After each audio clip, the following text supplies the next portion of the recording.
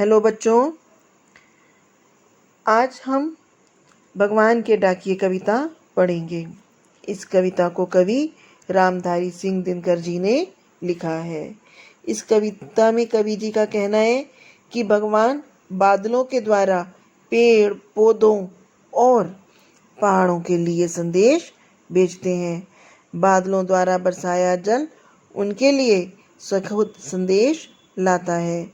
कवि पूरे विश्व को एक मानते हैं क्योंकि प्रकृति ने दो देशों में फर्क नहीं समझा।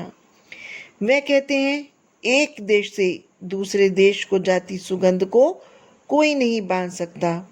इस कविता में उन्होंने तत्सम और तद्भव शब्दों का प्रयोग किया है। तो बच्चों, हम कविता आरंभ करते हैं। पक्षी और बादल ये भगवान के डाकिए हैं जो एक महादेश से दूसरे महादेश को जाते हैं। इस पंक्तियों में कवि दिनकर जी ने बताया है कि पक्षी और बादल भगवान के डाकिए हैं। जिस प्रकार साधारण डाकिए किसी व्यक्ति का भेजा हुआ संदेश दूसरे व्यक्ति तक पहुंचाते हैं, उसी तरह बादल और पक्षी भी एक महादेश का संदेश दूसरे महादेश को जाकर पहुंचाते हैं। हम तो समझ नहीं पाते हैं क्योंकि हम मनुष्य बहुत ही संकीर्ण विचारधारा के हैं। अपनी संकीर्ण विचारधारा के द्वारा हम भगवान की भेजी हुई चिट्ठियों को समझ नहीं पाते हैं, मगर उनकी लाई चिट्ठियाँ पेड़ पौधे पानी और पहाड़ बाँचते हैं। बाँचते का अर्थ होता है सुनाना।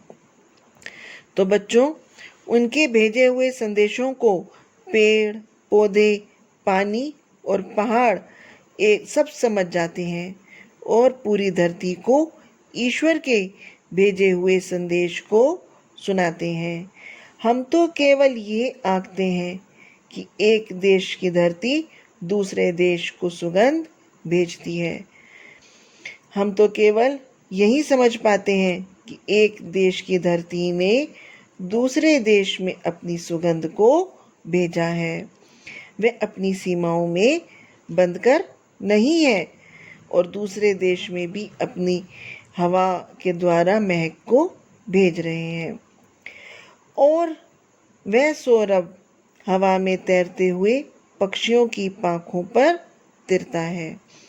अर्थात जो फूलों की महक है हवा में तैरती हुई पक्षियों के पंखों पर सवार होकर एक देश से दूसरे देश पर फैलाता रहता है।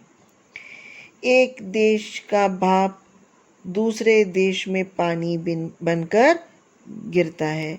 देखो बच्चों, यहाँ कवि ने कितना गहन अध्ययन किया है कि बादल जो है वो किसी एक सीमा में बंधकर नहीं रहते हैं, वो कभी भी कहीं भी पहुंच जाते हैं। एक देश का भाप यानी एक देश का पानी भाप के रूप में बादलों में सिमटता है और दूसरे देश में पानी वर्षा बनकर बरस जाता है।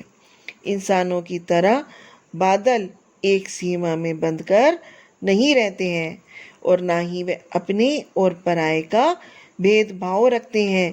पेड़ पानी बादल और पहाड़ पूरी धरती को अपना घर समझते हैं और किसी भी प्रकार की संकीर्णता में न रहने का संदेश देते हैं। Thank you.